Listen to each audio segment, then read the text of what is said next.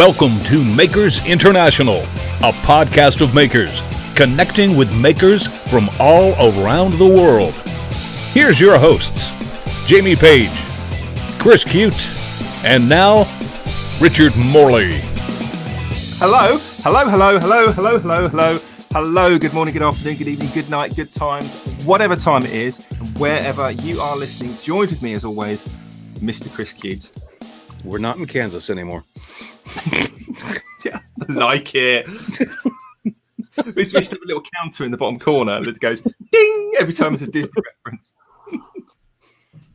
Right, and also joining us this evening again, because he hasn't actually missed a show yet, and we miss him every week. No, we wouldn't miss him at all if he wasn't. It's Jamie Page. Howdy ho! How are you guys getting on? How have you been this week? Because we haven't been talking throughout the week much. Losing it. Well, no, I'm fine, but I'm all right. What's cool about this is that today's topic that was your invention, Richard, is something that actually occurred this week. So, yeah, I've been keeping myself busy. I've been having fun. I have to be, and I don't want to be like that one person that's like, I don't know what everyone's talking about. I completely can't relate to everyone's woes. I genuinely haven't been bored or noticed a massive difference over like this whole sort of lockdown period. Very, very little, apart from not working, right? Which is never a bad thing. Actually, not a huge amount has changed. It's been kind of nice, and I guess that's sort of fortunate for me. But one thing I'd noticed during sort of not just last week, but over the course of this last few, was it 482 days of April or however long April is? The year of April. Yeah. Yeah. Then we entered Mayday. I mean, we called the show lockdown U-turn, was it, or something? We called the show what we called it. No, I think more of a kind of a catchy thing. And I didn't mean literally a complete U-turn. Oh, this is all gone completely wrong, and now we've got to turn on our heels and do a complete 180. It's more of a change of path, a diversion or an alteration, or what's the word I'm looking for? Different direction. Yeah, just a change of pace, change of tactics. Things change. You have to change with the times. You have to evolve. Mm-hmm. And that's not necessarily a bad thing. Well, do you know what? I absolutely 100% believe that is a good thing, not a bad thing. I mean, you can get bogged down with the negativity and the in anything, and you can kind of let it weigh you down, or you can, at the risk of being all sort of motivational speakery, embrace it and use it to your advantage and let it empower, and all those other kind of weird buzz lines. But you can literally make the best of it and get on with it. And that was what I sort of started thinking about. And I messaged, I can't remember which one of you guys I messaged, but I don't know if you noticed on my channel, I did a live stream this week, which was dedicated back into routing and routers. I know Jamie was there. I haven't had my subscription feed for quite some time, so I didn't see that, Richard. I apologize. Well, I mean, a lot of people know me for the router stuff, yeah. And over the last maybe 18 months, 2 years, I haven't really put out a router video, right? Because there wasn't one to put out, just because I'd seen loads of other little shiny things. Someone just set the alarm clock. We'll wake Jamie up in 20 minutes or so. Bless him. Bless him. Just because there was loads of other shiny things that I wanted to kind of get on with. And I genuinely, looking back on it now, I think my channel may have sort of stalled, slowed down. I don't want to say, I got in a rut. I wasn't grow. My growth had slowed, or because it is what it is. But I genuinely think I sort of almost stagnated because I think I had a bit. Do you know what I mean? Yeah, I do. And I think the reason for that is, and I'm not going to go all analytical and nerdy or anything about it. I just think a lot of people subscribe to my channel and follow me on YouTube because they were interested in the router tutorial stuff. So when I start putting out videos on, I don't know, making an anvil out of a bit of old railway line, or sharpening a chisel, or even a turning video, that's not necessarily what they're interested in. So I think as a result of that, they don't watch those videos. But at the same time, you making that decision to do something different only opens up the eyes of other people who haven't found you yet. I don't see it as a negative. But let me get this out of the way real quick before we proceed. And Richard, I'm sorry to interrupt you, because there's an elephant in the room that we have to address, and I think everybody this weekend especially is thinking about it. Typically, the three of us would be broadcasting to you today from the lobby of the hotel in Birmingham at Maker Central. And we're not able to do that this year. I mean, obviously, if we're going to get to the depressing part of what's going on right now, then for a lot of us, that's pretty much the maximum we can go to. I mean, currently, because that's a fantastic event and it's great to see everybody. But unfortunately, so far this year, and we'll see if the advanced date ever actually happens, but we're not able to do that this weekend. There's been a lot of people recognizing that, and they've been kind of feeling sad about it. But you know what, guys? Even though it didn't happen this weekend, it's going to happen again sometime. So let's not, bury our head in the sand and be sad forever about it. It's just, it's an unfortunate thing, but I guarantee you, you're going to live through it. All right. So let's just get that out of the way right now and recognize that we know that there was a major event that we would all have enjoyed attending that's not happening because of what's going on. So period, end of story, move the elephant. We can actually make them feel like they're at Maker Central during a podcast show. We can beat our microphones and cameras while they're listening to us. And we can provide you with a lot of nasty reverb and audio that is just unable to be heard. Just to set the...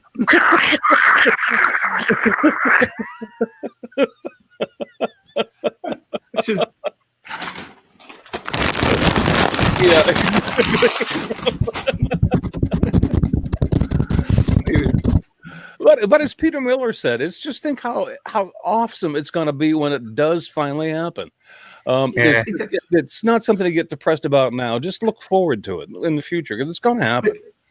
But again, I don't necessarily see that as a U-turn either. I mean, what's happened, and Nick's gone. We can't have it then. We'll have it somewhere else. It's a U-turn. It's a YouTube. I mean, it's a U-turn in the perspective that people made plans and they no longer have them, so they have to kind of go back. It's like we were headed there. I had things booked. Now I have to go back and reverse course. So, in that sense, it's a U-turn.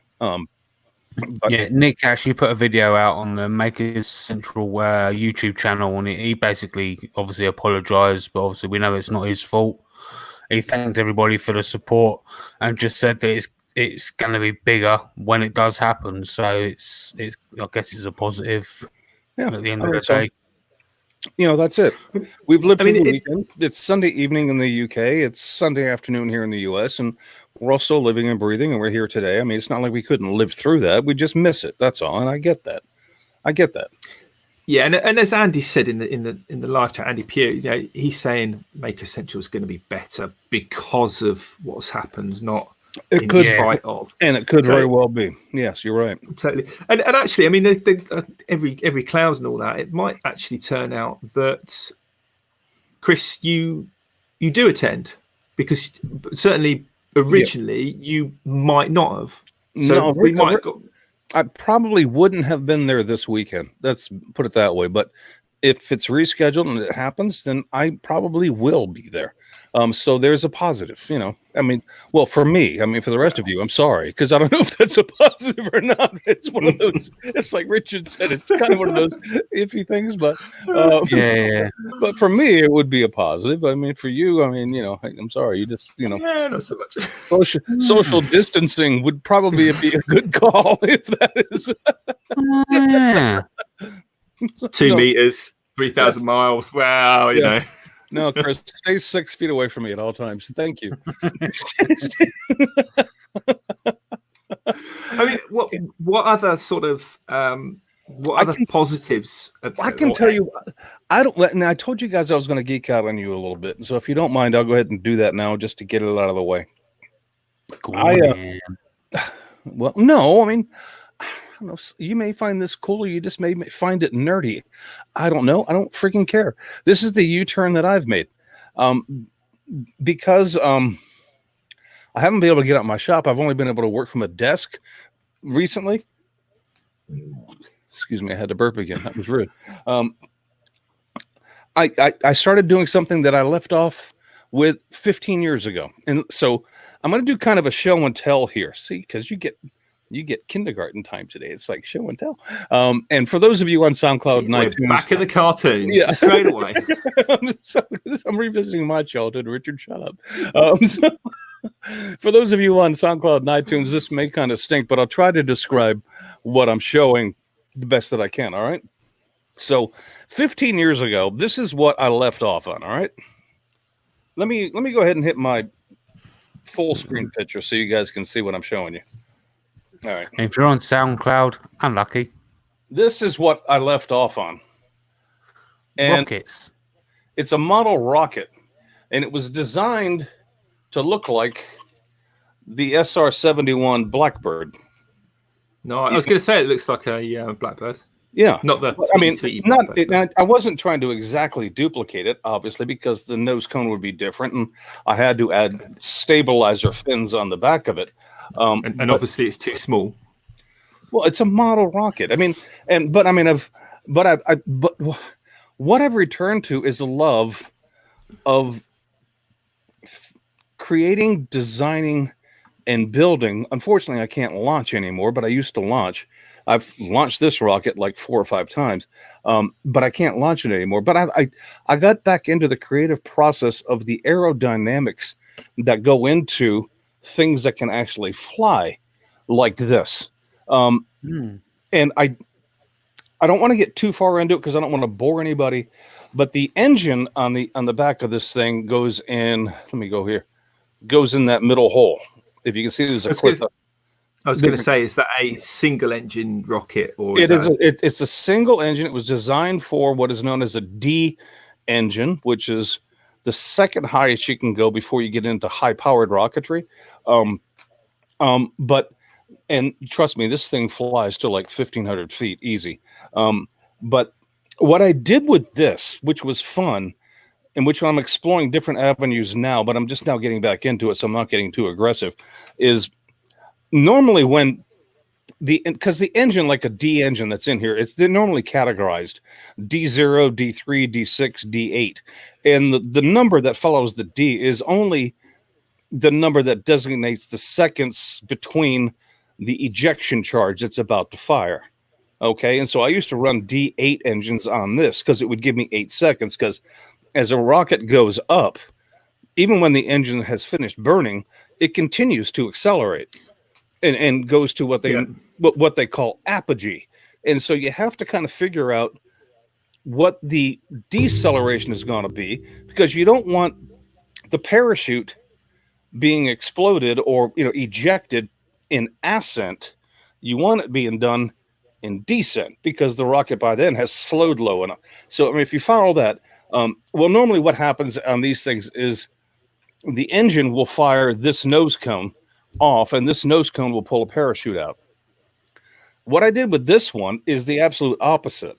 Is I glued the nose cone in, and I had these baffle tubes. I don't know if they're baffle tubes or just exhaust tubes that are going into the side tubes here, so that when that ejection charge happened, it had nowhere to go, because obviously it's going to go straight before it goes at a 90-degree angle. But once it had nowhere to go, it would go out either side of these tubes.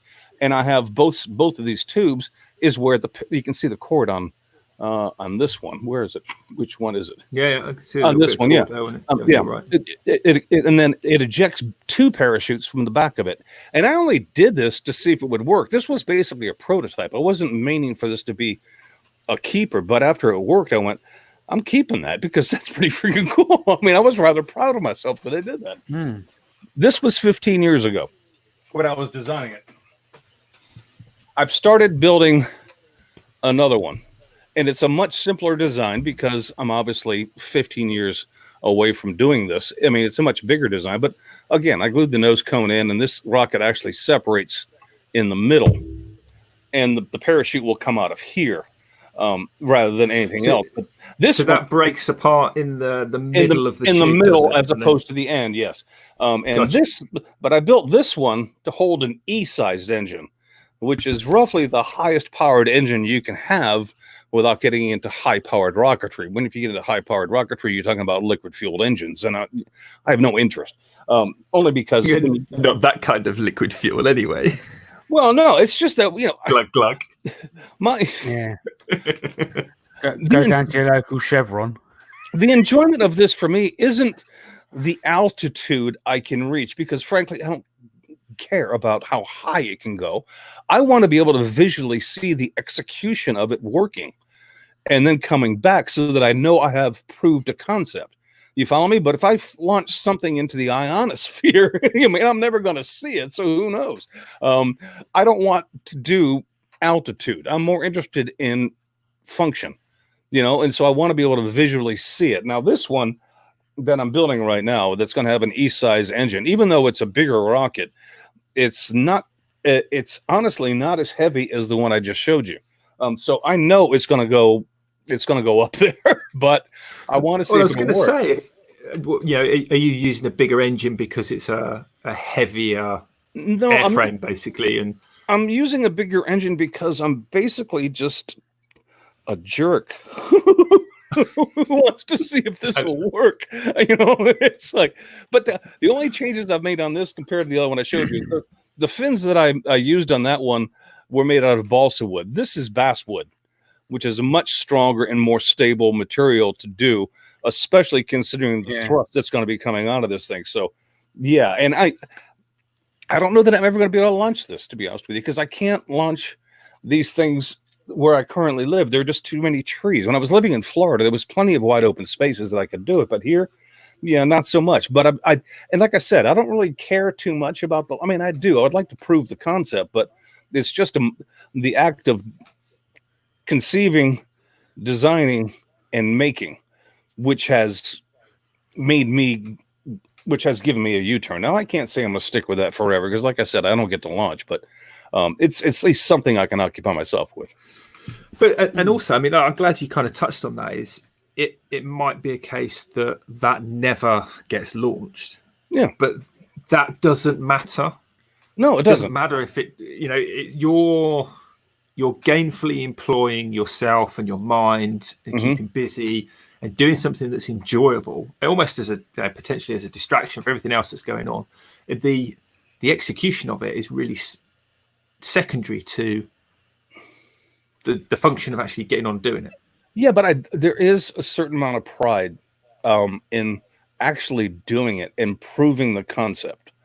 So there's a well done boy kind of feeling. I'm not saying it's something you break open a bottle of bubbly for, but I'm just saying it's once you see it execute and you see it done and perform as planned, that's kind of a moment of like, hey, what do you know? I'm not such an idiot after all.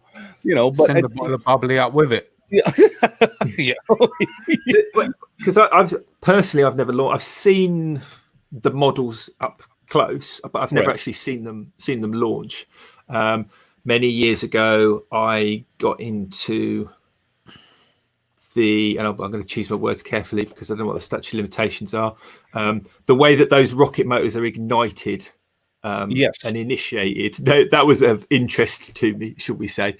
But the rockets and the motors and all the rest of it, not something I did. But I'm assuming when they go up, you get like a nice whoosh and they go up, and then there's a bit of an arc and a pop, and down they come again. There's an apogee, and then after that is the delay, and then there's the puff, and then they come down. Right, exactly. Yeah. But in a sort of a nice, although fairly steep parabolic arc, I'm assuming. Mm-hmm. Yes. Yeah, exactly. Have you ever seen one of those go horizontal, Lily?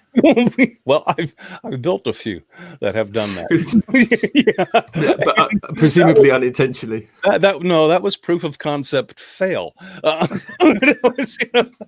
Chris, you're still screen sharing, mate. Oh, I'm sorry. I apologize. Thank you, Jamie. I can remember many years ago when I was a fairly young soldier.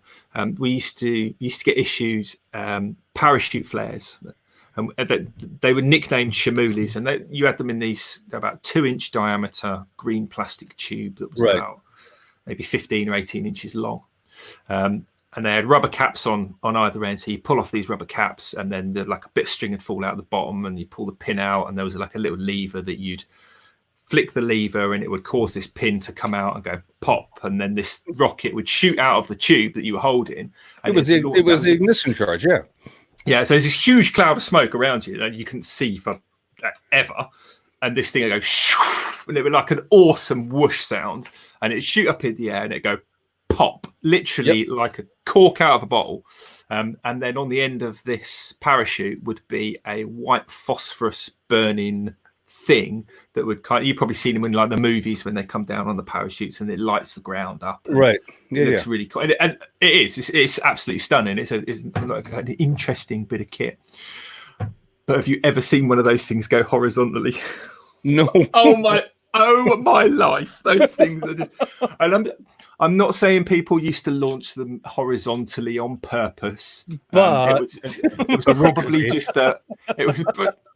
genuinely I never launched them horizontally on purpose, but I have been quite high and had to launch them on a fairly low trajectory.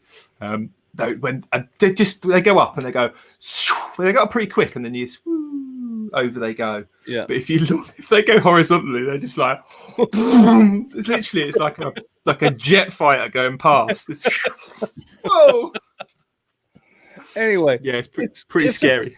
It's a fun hobby for me. So that's my U-turn that I've taken. I mean, it's a fun hobby for me that keeps me busy, keeps me active, and I find it extremely interesting to see and conceive, because there's a lot of aeronautics that you have to know into whether this thing is ever going to fly or not, and so you have to apply your mind, your skill, and your model building into making one. And there are kits out there that, and the only reason why I got back into this, because I was into it as a kid. I just never got into it this far until I was an adult. I only got back into it for my son. When my son was born, and when he was like 8 years old or so, I wanted to find a hobby for him that we could do together. That we could do together at the kitchen table when the weather in my shop wasn't so good. And this is what we started doing. And he got into it. And, I spent several years with him doing nothing but this and developing things and, and helping him develop his. So it was a fun little sideline. That's all. And that's. So I got to do a puzzle. 4 bits. Top no, left, you do. top right, no, top you do, left, Jamie. Right. What you do is if you ever scroll saw a puzzle and you want to do it for somebody, send it to them, but take out one of the pieces and just keep it. Yeah, because that'll drive them friggin' nuts forever. Have you ever scroll sawn a puzzle, Jamie? No, but I have got a pattern for it. But what I'm going to do is that we're getting a laser printer soon, so I can actually print the actual picture straight to the wood. Then all I've got to do is put a sticky bit of laser printer, not laser printer, sticky back plastic, a sticky adhesive on the wood, cut it out, and then just peel it off, and then the ink will stay on the wood then. Oh, gotcha. Because if you laser print it, then you could probably mod podge it straight to the bit of ply, and then cut the whole lot out including like the picture and the squirrely line design. Yeah, exactly. You can't do that with a inkjet. No, as soon as it gets wet, it gets obviously trashy. So is that something you might be looking to get your channel? Because I mean, recently on your channel, you've been doing a lot of I'm presumably you're doing one tonight. Your premieres for your wood turning. I'm doing a premiere tonight on wood turning. That's an hour from now, right? Roughly. Yeah. Okay. So it's actually 11 o'clock. I think I'm doing it. So I'd genuinely be interested in people's kind of thoughts on this, because actually Jamie scroll sawing and turning, and even Chris with your channel and your rocket stuff, and actually anyone listening as well, and tonight live or in the future. Do you think there's a correlation or a good thing or a bad thing? I mean, if you say Jamie did more of both, your scroll sawing and your wood turning, and Chris, do you think if you brought in your rocket stuff into your channel, do you think that would be an idea? Because I'm sure we've all heard it loads before. Like, oh, I've got this on the go, and I might make a video of it and put it on my channel. It's like you started out and mentioned earlier, Richard. It's because you talked about your channel growth and things because people expect certain things from you. What if I was to bring this into my YouTube channel? I don't think it would make a lot of sense to the people who actually have subscribed and wanted to watch me. Now, would it open up some eyes for other people and go, hey, that's pretty cool, I'll subscribe to this guy? But I don't plan on doing this every video, so they would end up unhappy too. I think it's just much better to remain consistent in what people know you as than it is to start trying to throw things in, unless you plan on doing those throw things in consistently. And I don't plan on doing this consistently. So, I mean, I don't know how Jamie feels about that, but that's my opinion. I've been kind of going back and looking at my analytics and kind of studying a little bit, sometimes with Jake, sometimes with Dale. And it kind of seems like that I obviously started my channel off as a scroll sawing channel. And then as about a year into it or so, I ended up getting the lathe, which was a small axeman's one. And then all of a sudden I started putting out a lot more turning videos. Well, and that's when subscribers started to turn up. So then I was like, well, hello, we're onto something here. Start putting out more turning videos. Then all of a sudden my channel turned into a turning channel. So every time I put out a scroll saw video, the turners didn't like it. Well, you know what? I'm going to pardon me for a second, brother, because I'm going to tell you something I think is generally true. And if you guys disagree with me and I'm off base here, then you let me know. I think if you're out in your shop using a scroll saw, if you're out in your shop using a lathe, I don't care if you're using a table saw, a bandsaw, whatever your case in doing, it's you out in your shop making something. That's one thing. That's called woodworking. All right. So the whole thing kind of covers that entire genre. But if I go on my channel and start building rockets, that's going to be like a foreign. I don't care if I even make them out of wood. It's going to be kind of a foreign thing, because I'm not using my bandsaw. I'm not using my lathe. I mean, even though I did use my lathe in the one I'm currently making, but I'm just saying it's kind of more of a foreign thing than if you were to, so I don't know that, a scroll saw or a lathe project, you don't have to become a channel for a single tool. You just need to become a channel for a shop. I mean, going through my analytics, it almost seems like every time I put a scroll saw video out, and you can laugh at this, it almost seems like I lose subscribers because I've done it. Like, so I've upset someone because I put a scroll saw video out, and then all of a sudden I start gaining traction again. It's like I've upset the time continuum or something like that. Right. It's because people expect me to put a turning video out, and I haven't done it. I think I've certainly come to expect a certain amount of drifting away, like people dropping off.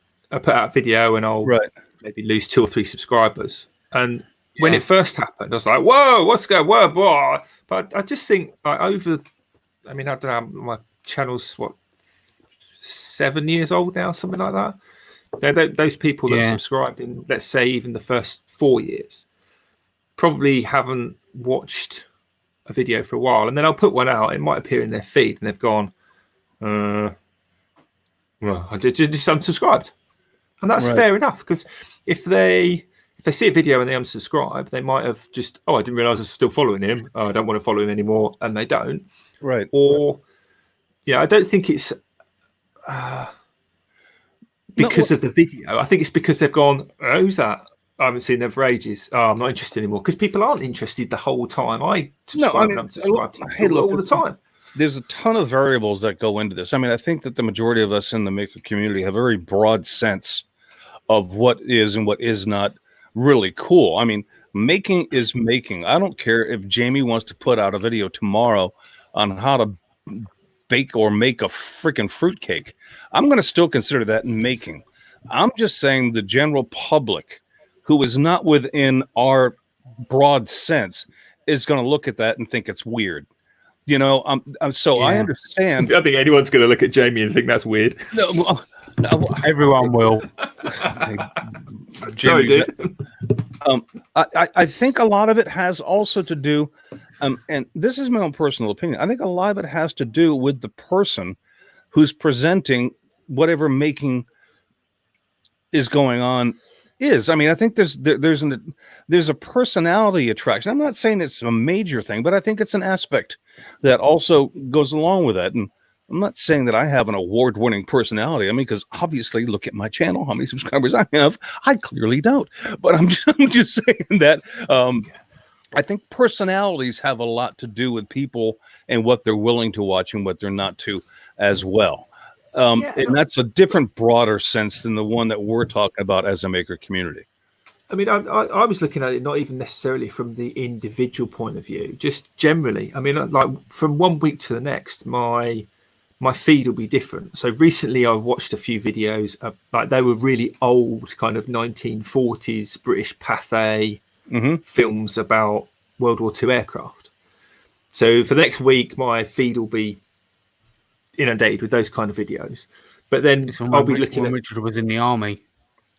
But exactly, and then I'll see a video that somebody is relevant to like an old memory, and I go, oh yeah, I remember that, and I'll watch one of those, and then I'll get a few videos. I just think generally everyone's feed just kind of drifts with their, and if anyone's mind works like mine, it's like zipping around all over the place anyway. Right. So from a subscription point of view, I kind of ignore that. I mean, I've sort of not completely, because I've got as much vanity as the next person.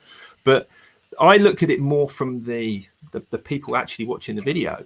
So like with my recent router video, even though it was like an hour and 10 minutes, hour and a quarter, something like that, actually quite a few people watched it at the time, and it seemed to be well received at the time and even after. And I'm like, hang on, that's doing a lot better than non-router videos that I've been doing that have been on my channel for a month, 2 months. And that was what kind of geared me to go, actually, maybe I should be just sort of back in again. And just to, not change it in so much as I'm only going to do router videos, because my head's still going to be all over the place, just like everybody else. Well, I don't want to get stuck. Yeah, I hear you. I don't want to get stuck on YouTube. I mean, that is a U-turn that you can consider now. And there's nothing wrong with making that kind of U-turn if you decide you want to do it. It's just, it's however you personally look at it. I mean, I think some U-turns, if they're just a one-offs, probably aren't going to be beneficial unless you become known for doing something. I mean, it's almost like a pattern you have to garnish before you get the residual. Anyway, my opinion. Let's turn to some questions real quick. I don't want to go on with the YouTube anymore because, let's be honest, that's freaking boring. It's boring. Yeah. Andy, Mr. Q with the Q has a couple questions for us. And a Q with Andy Pugh. Yeah, so we can probably knock through these pretty quick. What changes will you keep if you can? I mean, regarding any U-turn that you've made, I assume is where this question is coming from Andy. Are you going to keep any of them, or are they just current distractions? I think everything's a distraction constantly, even the ones that you keep, because that's and personally, I think that's part of the continual evolving of whatever. Mm-hmm. Every U-turn's just the start of the next U-turn, isn't it? Jamie? I don't know, really. You know what? Yeah, I guess I'll have to sit on that and come back to us. I guess you really never know for sure. It's like, I don't actually plan on going, ooh, that's a part of me I like. I think I'll let it stick around. I kind of have to adapt to it. So I go through the days, and if something becomes a distraction, I have to divert around it. All of a sudden, I don't really think about it once I've gone around it, Right. All right. Second question. And what changes have you been forced to make that will absolutely come back? Things that you used to do that you can't do now, but as soon as whatever this is over, that they're coming back. I'm doing that again, just because. So before all of this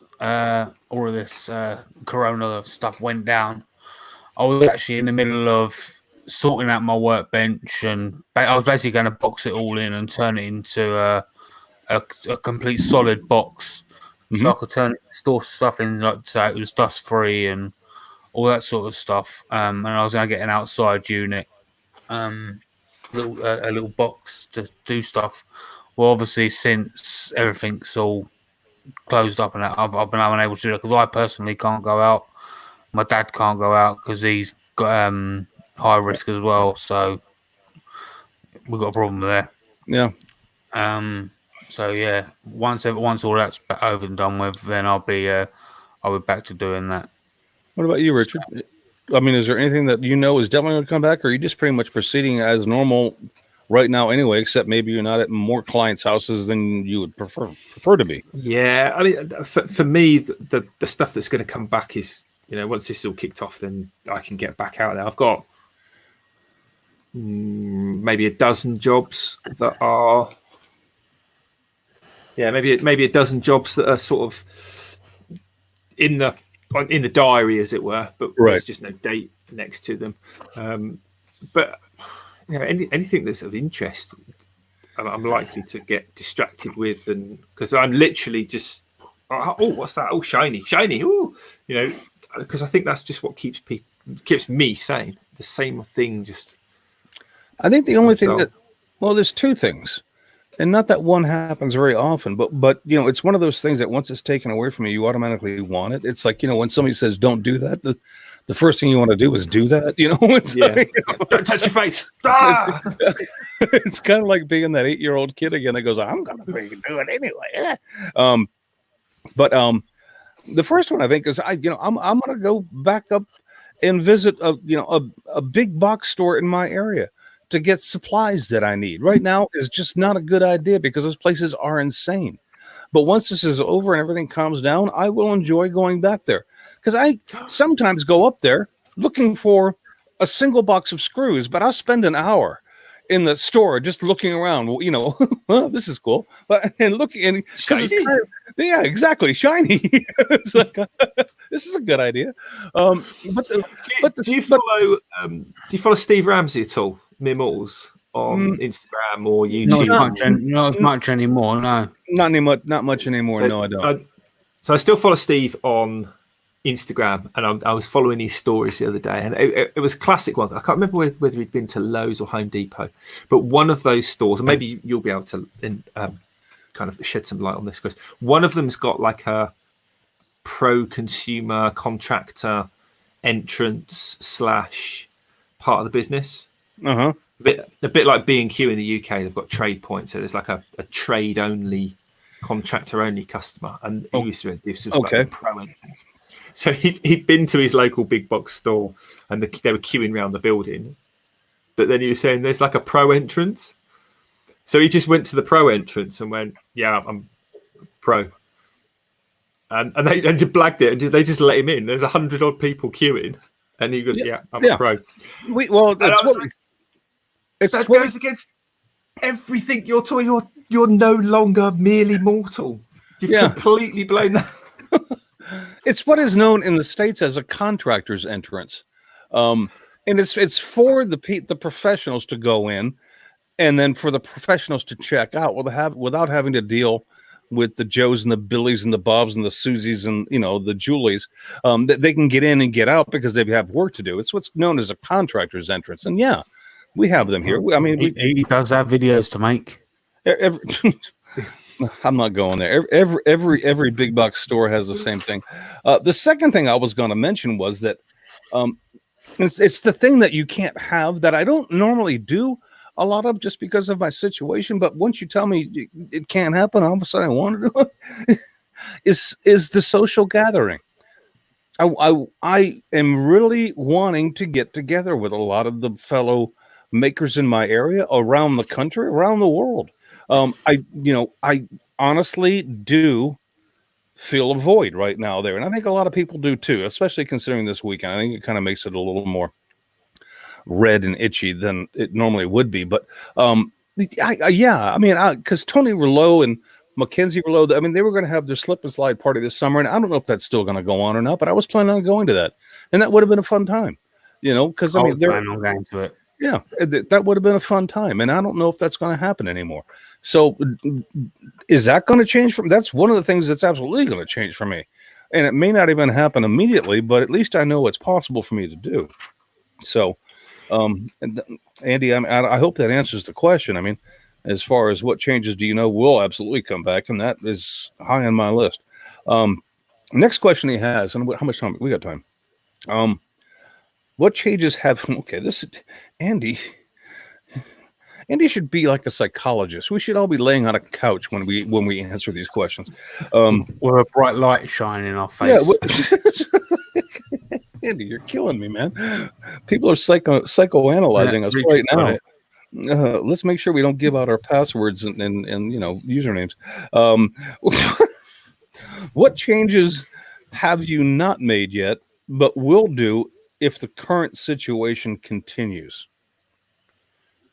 So, I'm even if the current situation continues or not, there will be something that will be changing for me. As I just recently got a drawing tablet, so I'm going to be starting making my own scroll saw patterns now, and so I've got to learn how to use that. So, which is awesome. Good for you, Jamie. Are you going to try?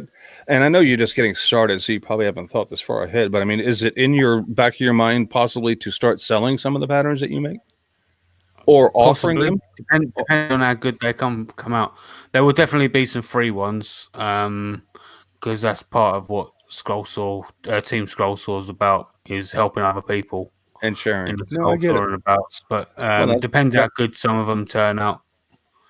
Then yeah. So is that just the hardware, or is there like an art package on there that allows you to draw? Basically it's a big tablet, if you like that, and it comes with a pen, and it basically replaces the pen replaces the mouse. And so you can kind of develop your own from a picture that may be underneath it. I got it. Okay, that's cool. It's kind of like, I mean, in the tech world, they call that open source when you offer it for free. But that's part of the maker community. I mean, people do that all the time, and we give free advice and helpful advice to people all the time, and free plans to people if they want to make something. So, then sometimes when it's worthwhile. Eventually, I'm hoping to have about 16,000 free plans. Ted, do me a favor. Load the gun. Point it to the side of your head and pull the trigger. Wow. Well, I mean, go ahead, Richard. I'm sorry. I was just thinking here, actually. I'm wondering what changes that have already been made that won't go back after all this kind of finishes. Does that make sense? So, yeah. I mean, I was just kind of looking through the chat there, and people saying about. Damo was saying that he's still basically, he's a teacher and he has like work Zoom conferences or video conferences, so he still has to kind of get dressed for work. And we've probably all seen the the newsreader kind of outfits working from home with a shirt and tie, and then they're still in their pajama bottoms when they walk. And I'm sure people do that. But I genuinely wonder how many companies, how many business owners out there are going, dude, we are saving thousands on office space rental.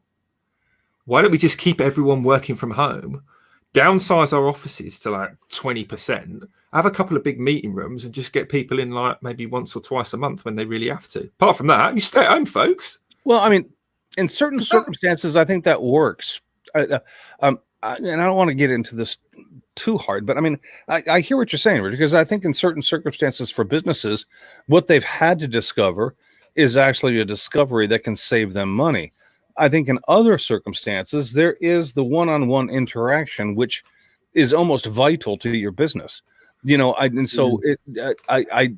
don't know that works, across the board, but yeah, I can see exactly what you're saying. I mean, I agree with you. There are. I can remember where I used to work. If they just let me work from home and I never actually had to interact in person with 90% of the individuals, shall we say, that I worked with, I'd have been like, "Way, absolutely, sign me up." Well, here's a perfect example. You know, you got some schmo like me walking into a hardware store trying to do his own DIY plumbing with a fitting, going, "I need one of these." I mean, you know, good luck doing it online. You know, yeah, totally. That's not going to be for, like every business, is it? But if you need somebody in the store to go, "All right, you idiot, that's what this is. Let's go show. I'll go show you it to you." I mean, this isn't where that works and where it doesn't. Is all I'm saying. Yeah. I work from home. What do? I'm a window cleaner. That's not gonna be quite the same as I'm. I don't know. I'm an insurance salesman. Yeah. Well, yeah, and I can be an insurance salesman online. It's going to be hard for me to be a plumber online. Yeah, that's all I'm saying. Dale Forsyth from the land down under left this message before we even started today. He mentioned that there's nothing that he would really change, that has changed for him, except that he's unable to get cladding for the side of his house that needs to be finished at the moment. But he says everything else, he's just made do with what he has so far. So what happens when you get past the make do with what you have? And we've only got like 11 minutes left, and that's a really tough question. But when what you have is gone, what are you going to do? Sorry, say that again. I completely missed that. I was reading the chat. I can't. All right. His answer to the question, one of the questions was that, you know, he's fine, and he's able to make do with what he has right now. My question was, what happens if what you have is now already been used, and you no longer have anything? What do you do?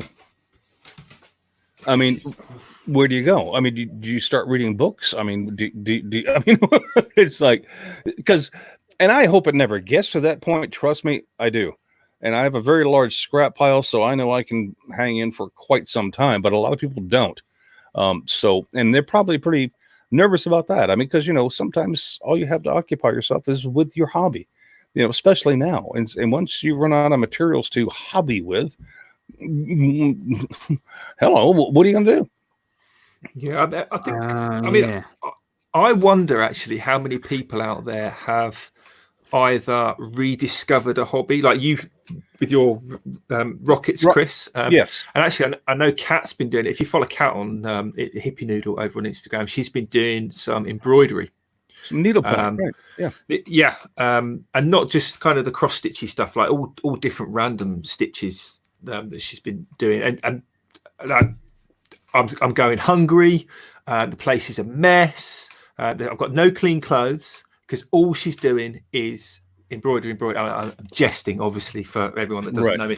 You know, that's kind of, you know, should we stick the telly on? No. And that's all she's doing. Walk the dog, embroidery, and all the rest of it. And I wonder how many people out there have got absolutely like, wow, you know, like wide-eyed with this newfound hobby, or whether it's because they've run out of stuff in their existing hobby. Like Jamie was saying with his scroll sawing, you run out of bowl blanks, and then you've got this scroll saw sitting in the corner. Well, I mean, people have said, you know, you shop online, you know, you can still get materials delivered, and yeah, that's fine if you have the ability to do that. And that kind of wasn't where the basis of the question was coming from, and I get what you're saying, and it's a quality answer. I agree with you. But, you know, at some point in time, some people out there are going to go, you know, I got nothing. Anyway, I don't want to. There's genuinely, there's a potential that if this goes on and on and on, then I'm going to be like, well, how am I going to pay my bills? Because obviously my bills are coming out, and being self-employed, there ain't nothing coming in. So I'm currently working off savings. Right. So if this goes on for another, I don't know, let's say 6 months. Because we don't know. It could be 6 weeks. It could be 6 months. Yep. There's going to come a time where I'm going to be like, yeah, I can get stuff. I can go to Tesco's and online and get food delivered, and I could get new bits of wood delivered. But how am I going to pay for that? I mean, that's exactly that was just because can be delivered doesn't mean so you can afford to buy it. That's kind of where I was coming from with the question. But anyway, I want to talk real quickly because Richard, we talked about this before we went on. I want to bring up the Maker quilt, and let's talk about the status of that. Yeah, so the quilt is finished. It's all wrapped up. It's up in Kat's craft room, and it's all ready to go. Originally, our plan was to do the draw, announce a winner a while back, and we got distracted from that. I think everyone got distracted because there's people getting sick and nobody can leave their house. Been a few things going on. Yeah, exactly. Yeah, other stuff. And then we were going to basically hand the winner to the draw, the quilt and the guide dog money. people the check at Maker Central. Well, as of now, that was yesterday. But in the future, we've got the quilt sitting there. Jamie, you've got the pot, literally a pot of money sitting there. Yeah. So we go. We just need to gather names and do a draw when it's appropriate. Is that what you're saying? Absolutely. Yeah, basically everything's there, ready to go. Quilt, pot, list of names. We'll run it all. But I just didn't want people to think that we took their money and left them hanging. That's not the case. It's just that we've got it all ready to go. Awesome. We need to pick out a name, and then we can do that at Maker Central. All right. Well, before we get into Jamie's singing today and shout outs, because you love it. You keep telling yourself that.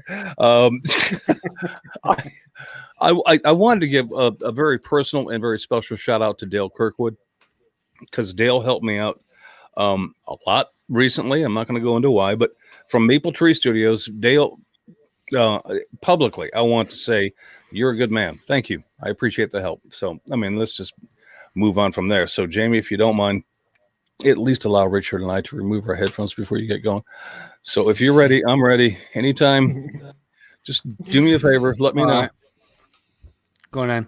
Jamie's page. Foiled. Right. Right. First of all, thanks to Claire's Crafty Corner for the sticker. I got them. Only took her about 3 months. I like that sticker. But I got it. After that, the first bit of news, which is we've got 3 T-shirts available at the moment. So the first one is if you're happen to be a wood turner and part of the Funnel Club, you can get a discount of 15% using discount code JPW15 using this link. If you don't know what the Funnel Club is, that's where you go through the bottom of a bowl. And if you don't know what a Funnel Club is, then you're obviously not a wood turner. I was going to say, if you have to ask, you probably don't want the T-shirt. Right. So there's the first link in the chat. Jamie, send me that link so I can put it in the description. Yeah, I will do for Wednesday. The second link is something that seems to be trending in the community at the moment. It's the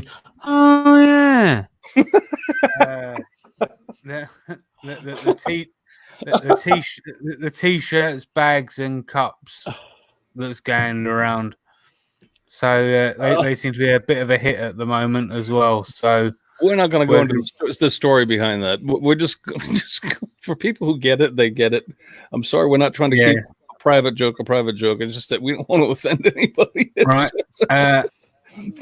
The last one is about the last T-shirt is all on Scott the Blue Light Turner, and this one here is he lost one of his colleagues. Scott he works for the London Ambulance Service, and he lost one of his colleagues, and all proceeds are going to the family of his lost comrade. So that's where this one's going to. So I'm going to put that link in there.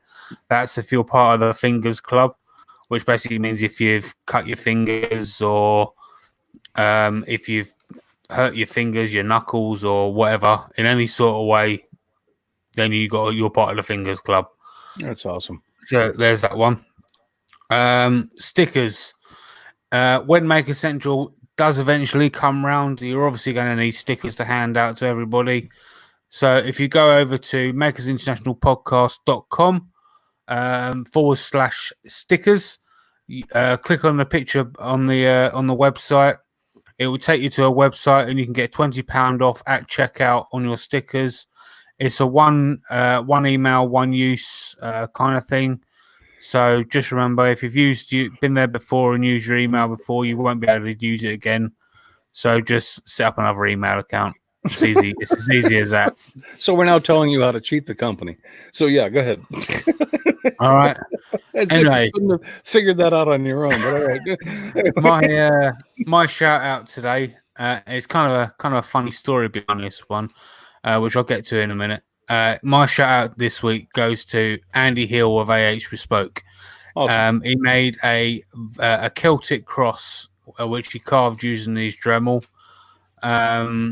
And the funny story behind it is he showed me a picture of this in one of the chats that I've got, group chats that I've got going. And I genuinely thought it was something he picked up at, I don't know, maybe an auction or something like that, or something he's had for ages. It looked that real. And then all of a sudden I saw this video and I kind of swore at him. Because he fooled you. Yeah, because it's actually made out of wood.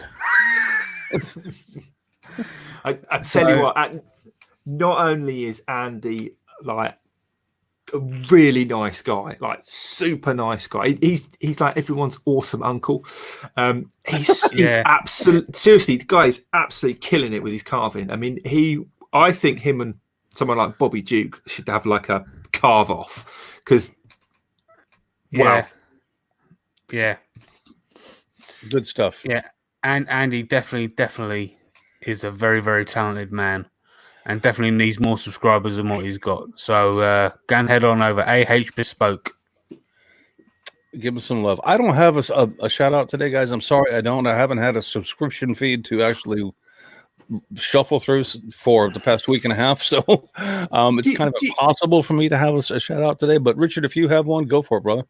I do have a shout out. I was just wondering if you wanted to shout out our live listeners this week because there's some pretty cool peeps in the live chat. Well, I see Gib Clark. I see Wayne the Woodturner. I see the Pole Barn Productions. I see Anna B out there. I see the Blue Light Turner out there. I see Jamie out. Jamie, what are you doing out there? I see I see Andy Pugh. I see Chris, father of Dragon Tail Turnings. Chris, you know what, my man? You should be known by more than that. I mean, you should just change your handle to your first and last name because, I mean, you're pretty awesome as well. Love Angel is just now out there. So, yeah, lots of people in the live chat. Jake's in the live chat as well. Steve Combs just said hello. I mean, so, yeah, there's a lot of folks out there. So thank you guys for, listening to our nonsense today. We appreciate it. I do want to tell Scott the Blue Light Turner that, don't worry, Scott, I've got his. Oh, Jamie has two. No, all right, Scott. Wait a minute. The bidding starts now. Scott, what's your price? What do you have? Jamie's going to auction them off. Do I hear a 5? Do I hear a 5? No. Do I hear a 7? 8 pounds, 9. Anyway, for 9. Anyway, Richard, go ahead. I'm sorry. Awesome. No, absolutely fine. I'm going to shout out a kind of a non-maker channel because it made me laugh, and I think there's all these kind of weird things going on at the moment. I think we could do with a good laugh, and it might not be to your sense of humour. So if it's not, don't be all sending me hate. Actually, yeah, if you want to send me some hate for this, the email address is spam@makersinternationalpodcast.com. But I'm going to shout out a channel. She's called Julie Nolk, and the video is explaining the pandemic to my past self. And basically, it's like her from January meeting herself in April and explaining everything that's going on. And it's really well edited. It's really kind of funny and humorous, and just take it with a pinch of salt. But yeah, really, I had to watch it about 3 times because it was so good. So what do you know about big cats anyway? So apart from that, we're not getting into the Tiger King. We're not doing that. They eat people's husbands. Go. So I really genuinely need to shout out our sponsors because I didn't do it at the start of the show, and they do help us out. They do allow us to give away free cool stuff to our listeners. So, sorry, I just need to read something out. Steve Harnell just said, or Steve Neeran just said, he should make that email and forward it to yours. Steve, if you actually did it, I would honestly love you, but it's probably not a good call. Anyway, we could do that. We could that should be our podcast teacher. Yeah, so reviews send to spam at. So our sponsors for the show, because obviously Steve's jumping in on the humour as well. As always, this evening's show brought to you in part by Yorkshire Grit, Wood Turners Abrasive Paste, our good friend Chad at Mancrafting, Pam from Highland Boxes, and also Steve, our new webmaster / smartass website smart alecky comedian guy who does actually all the work and not Jamie, but although probably Jamie's going to take the credit off for it. If you want to find out about these awesome people, get on over to the website makersinternationalpodcast.com /sponsors, and all the information's there. So yeah, that's my don't be doing that with the email. In the vernacular of my teenage years, it's time for us to wipe and get off. So let's be done with this. Awesome. I have no idea if we're doing a free. We're not on Patreon, but we do an after party anyway for those that want to stick around and be bored. Thank you for listening to everyone. If you are still listening, if you're not, we'll say what we like about you. Until next week when we talk about something else, but who knows what. You all have a great week. Have a great week, everybody. Take it easy, everyone.